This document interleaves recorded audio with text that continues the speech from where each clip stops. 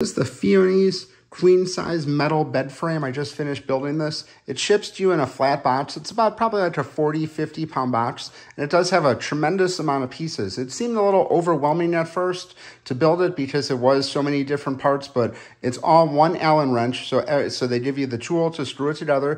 And it's like 4 different size screws, all pieced together. So it's got very clear instructions there. These are the instruction book here. It shows you each way to put the pieces together.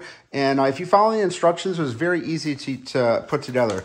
The middle parts here just have these slats just slide in here, and then it's got some rubber here to make sure it sits on here nicely. It went together very simple. I'm very happy with it. It turned out really nicely. It's very sturdy. These end caps just screw on nicely. What I liked about this one, I liked the different edges on it, how it like curves down here. It just looks very fancy. It's definitely a high quality bed frame after it's put together, but like I said, it did seem a little overwhelming, but I'm going to say this took me about a little less than an hour, between 45 minutes and 1 hour, and just go through the instructions, follow them, make sure you use the appropriate screws for each one, and you'll have no problems building it. Highly recommend it. Once it's put together, it's a great item.